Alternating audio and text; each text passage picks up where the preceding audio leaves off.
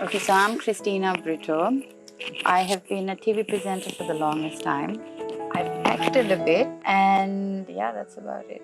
And it's actually really funny. I had my older son Siddha in 2016, and basically I was seated right here, and I was trying to put him to sleep, and like the pigs were running about, and they were really misbehaving at that point. And then I used to get so irritated about it. Then like my husband would be like, "Dude, chill out. They're quite funny."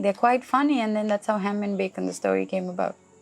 Little bits of the lines started popping up in my head, and then so I just sat down and I wrote it down, and then it took like an hour. And for me, I'm not a person who can write so easily. Like, I really get stuck a lot. Like, even in uni writing projects, it never was painful, man. Like, I don't know how you do it, but that just, I don't know, it came. Maneka and I know each other from school. So she was, I think, if I am not mistaken, when I was 9 years old and I had joined Stafford, she's the first girl I sat next to.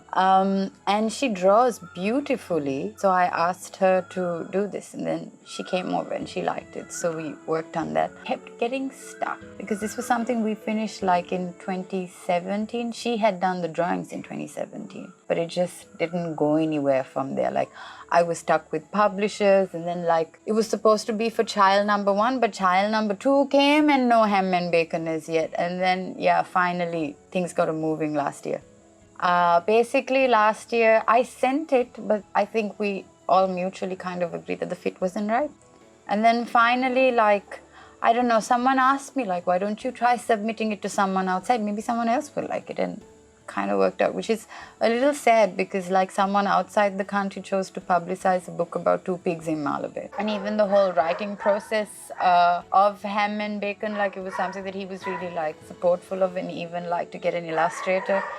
He's the one like who, I don't know, I hadn't worked in a while, no, because I was at home with the kids and stuff, and like he's the one who pushed that entire thing on that side. I wrote this in 2016 and now it's 2020, and like by 2019 I was just like, yep, it's a wrap. It's not happening.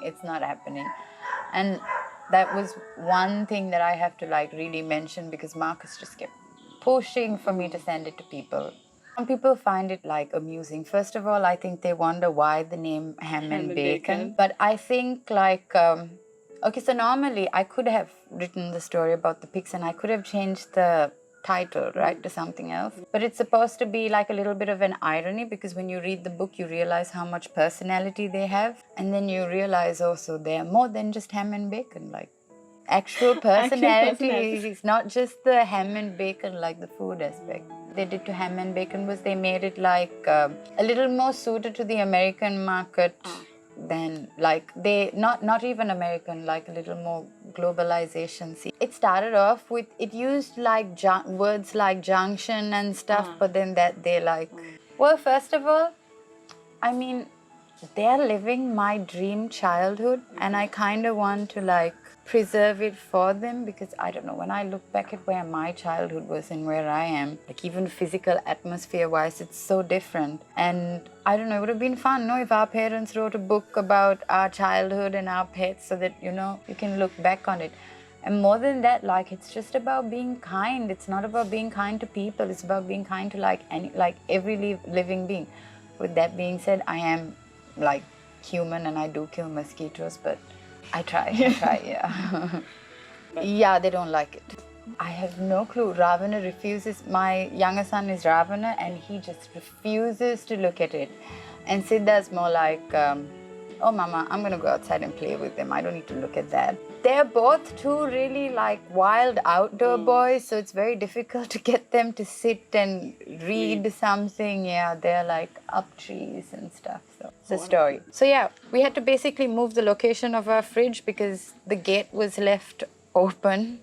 They went in, they opened the fridge, and they had like 3 kgs of good cheese. We had only a slice, and the cheese was brought from Sweden for us. No idea. Your guess is as good as mine, but we like, on the side that you open the fridge, we saw like snout marks.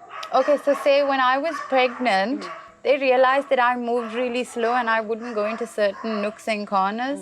So they've stolen like fruit right off of here and run into like corners so that I can't get in there.